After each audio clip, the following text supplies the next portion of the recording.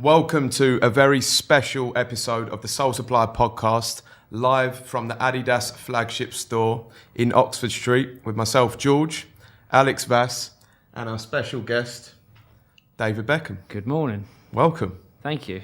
I hear you've been travelling a fair bit today. I have. I was in Berlin yesterday, Singapore yesterday morning. Got a couple of other trips coming up, but yeah, it's busy time for me. We think we're busy when we do 3 countries in 1 month, but that was, in one day. Yeah, more or less. that's the business, but it's exciting. Keeps it exciting. How do you plan what to bring in your suitcase, footwear-wise and clothing-wise? To be honest, I'm very organised. I always know exactly what I'm doing when I'm travelling. So and I'm pretty slick with the packing. So yeah. You spend a few days before. Oh, I'm well prepared a few days before. So yeah, it's never last minute. Yeah. But get some help from the family. Not at all. No, I don't let anyone get involved. I'm an organised person. I like to be in control of my suitcase and what I'm wearing. So no help from the family. This was one of our questions, wasn't it? We wanted to know how much you influence the family with the style, or I think I do with the boys. I have obviously 3 young sons that also have the same shoe size as me now. So, a lot of my shoes, trainers go missing, a lot of the clothes go missing. But I always make sure I get them back. Yesterday, my son, Brooklyn, actually at the weekend, my son FaceTimed me from a dinner that he was at, and I was like, I noticed that suit. Where's that suit from? He said, actually, Dad, that was I borrowed it from your wardrobe. And it was a suit that I was meant to be wearing yesterday at the event in Berlin. So he actually hung it up and it was all clean. So yeah, so that happens a lot though. So good timing from him there, maybe. Good timing, maybe not. But he's always borrowing my stuff. It's kind of similar with me and George. We are the same shoe size, but we're just very protective over our shoe collections. No, I'm the lucky one. Unfortunately, I'm a bit bigger than him, so we can't share clothes. But what size are you? I'm 10.5. Okay. Yeah, 10.5. Yeah, it's like a lot of the guys that we work with. But I'm at 7 to 8, so I'm. Okay. We get a lot of stick for having small feet. My feet still growing, believe it or not. When I was playing, actually, I wore 9 3/4 was my shoe size when I was playing. But now I'm like in boots. Okay. But now I'm like 10.5. So yeah, they're still growing. How does that happen? I have no idea. Well, even whenever you wear football boots, a lot of the time people either go a size up or a size down, depending on what boot they're wearing. But speaking of boots, Adidas Predator, it would be remiss to have a podcast with you and not talk about such an iconic shoe. Yeah. One thing I've always wondered is, obviously you are, pretty much the face of the Predator. Yeah. People like yourself, Zidane as well during the early 2000s. Is it a similar process to when basketball players have shoes, in terms of the shoe is kind of built around you and what works for you? Because I know with basketball players, it's down to their movement and how they're on and off the court. Do you have like a similar sort of process and input? I do. I've had obviously a great relationship with Adidas over the last 22 years. So obviously being, the person that always wore Predator throughout my career, I never wore any other boot. So it was something that I was very proud of, to be part of, an organisation like Adidas for so many years and have the relationship that I've got with them is pretty incredible. But then to have some involvement in the boots that I wore, how they fitted me, the colours that we wore, personalising the boots. Because back in the day, I talk like I'm old, but back in the day, there was no personalisation, and I was one of the first to actually, bring my name on it, or my initials, or my family, my kids. So we changed a lot of things like that, and obviously with the tongue at the time, I put the elastic round it, and I actually stitched the first tongue on myself just to actually see how it looked, and it looked great. So to have that involvement and to have the trust that I've had with Adidas over the years, they've trusted me, I've trusted them. And it's, the most involvement that I had was obviously personalisation and picking the different colours. I was always pretty sure on the colours that I always wanted. Because there were some pretty loud ones in there. There were some pretty loud ones. There was obviously the pink, there was the yin and the yang. There was a lot of colours over the years. But my favourite I always go back to is all white Predator. It's one of the ones I always used to go back to. Still a popular one now, isn't it? Still a popular one, right? Yeah. I'm not gonna lie to you though, if I saw someone wearing it at a Sunday league, I'd think, that's the difference. To be fair, when I first bought a pair, because coloured boots actually weren't the thing to do back in the day. And especially when you're playing under a manager like Sir Alex Ferguson, the boss, obviously, any coloured boot that we brought into the change room, he'd be like, absolutely not, take it out. What, because... So, just because he always believed that we should all wear black boots and no one should be any different. Stop trying to be different. But obviously he evolved over the years, and, the players that he had playing for United, all used to wear different coloured boots. But back in the day, the manager would never really let us wear anything other than a black boot. Yeah, it's a bit... I don't know, until you start scoring goals in the coloured boot. Well, there you go. And I didn't score that many goals, so, You let them down. It wasn't my job. It's so different now, though, because everyone wears coloured boots. Like, you literally do not see players wear like black boots. No, not at all. And it felt weird. Once I started wearing like white boots, red boots, pink boots, when I went back to a black boot, because what we used to do is when we had the new boots coming out, they'd give me a pair to try out in training, so no one would know exactly what they were. They'd just be a plain black boot. And I used to have the worst training session ever in a black boot, so I never wore black boots again. Simple as that. Yeah. You mentioned, obviously, it's about 22 years, your partnership with Adidas. Yeah.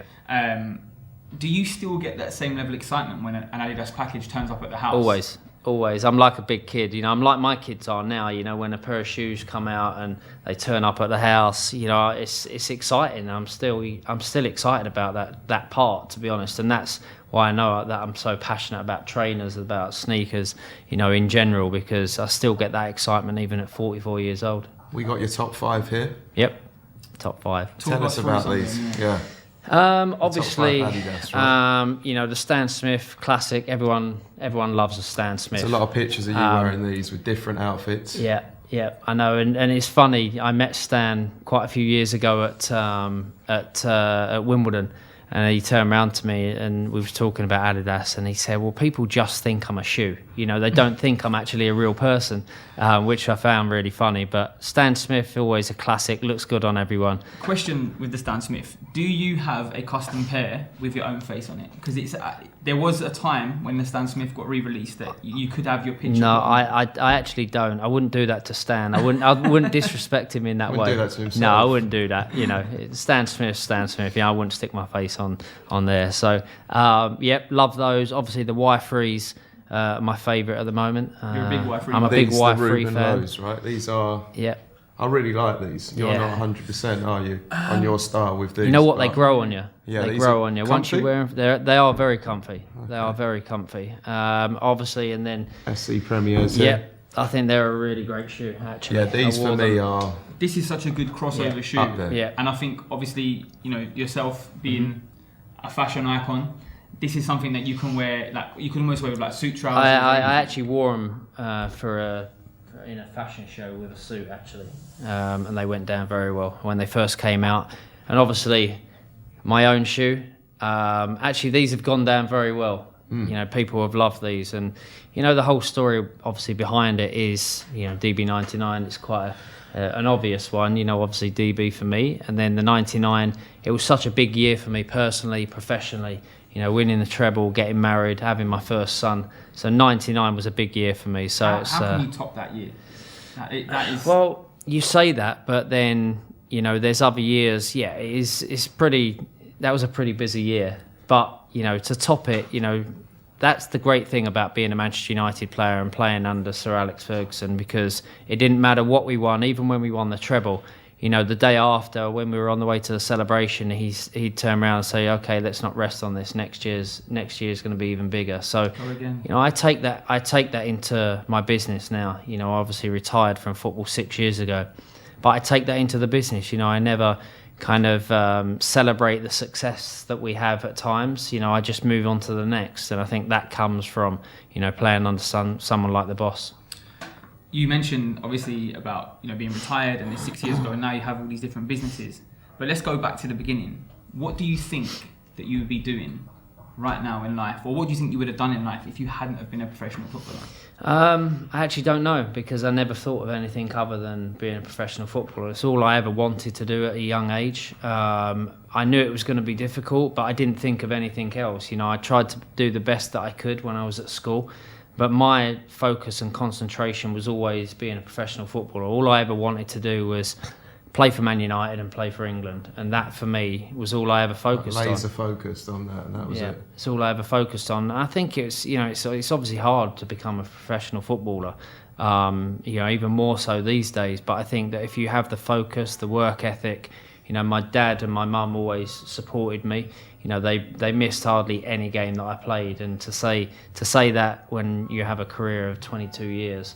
It's pretty impressive. Yeah, a lot of people out there, we ask a lot of different people, what are the main tips you'd give to someone that's trying to get into either, the fashion industry or just run a business? Because there's a lot of our audience that want to run a business. Yeah.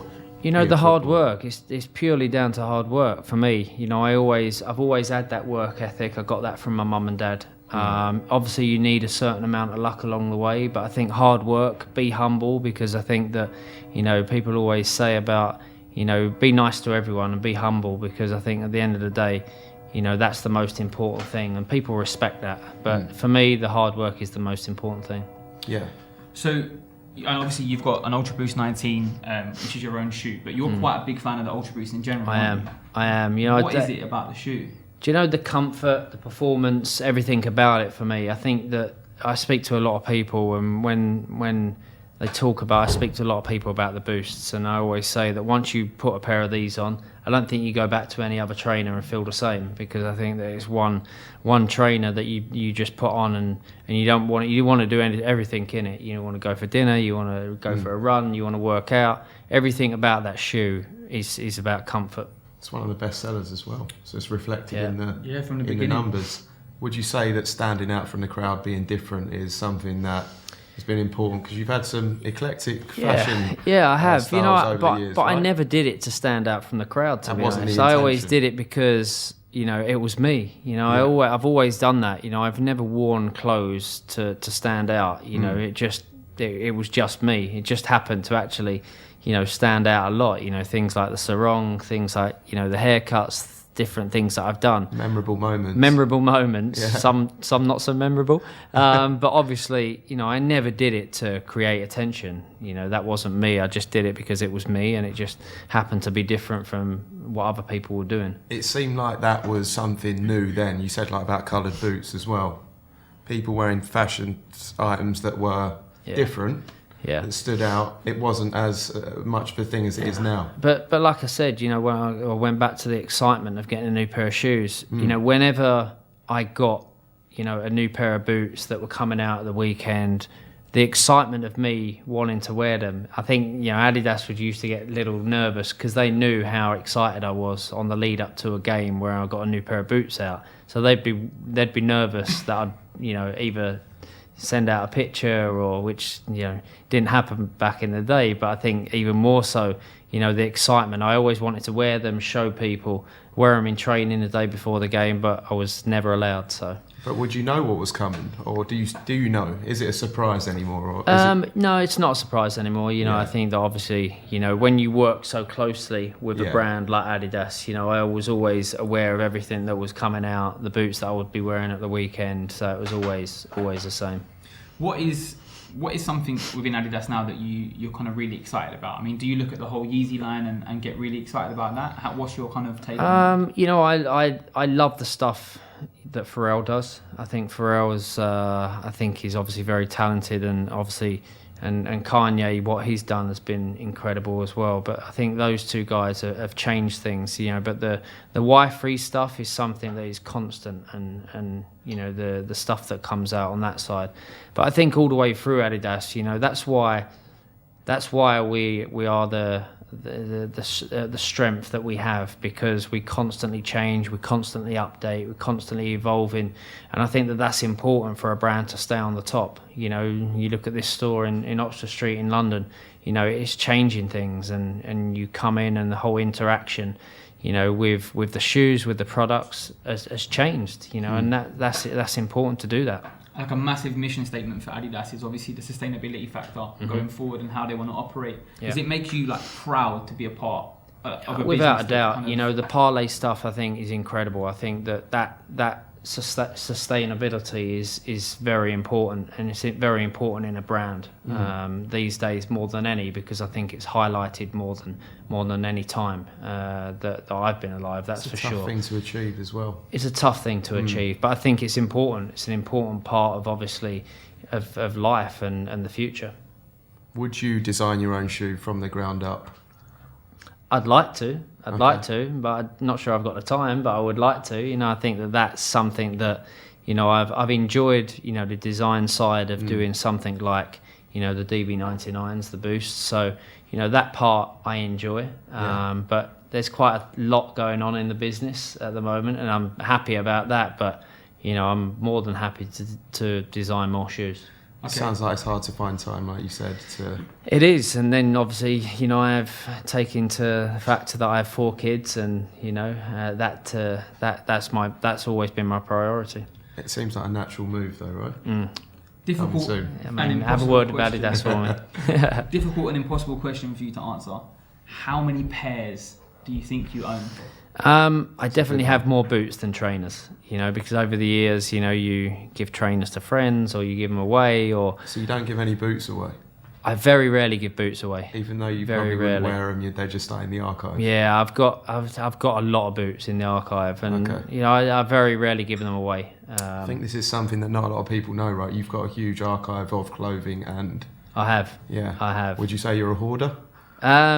I'm a very organised hoarder. Yeah, very organised hoarder. Yeah, and you still wearing it, or is it just for sentimental? I still wear some of it. You know, I've bought some stuff over the years. You know, obviously the velour tracksuits that are coming back recently. So I bought a lot of those over the years. Well, I didn't buy them obviously with Adidas.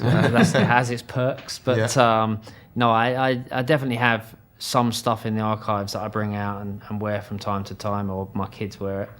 Okay, so to finish, I want to know, we touched on, like, you know, different hairstyles and fashion trends that you had earlier in your career. If you could bring one back, a hairstyle or a fashion trend, a hairstyle bring one and back a fashion trend.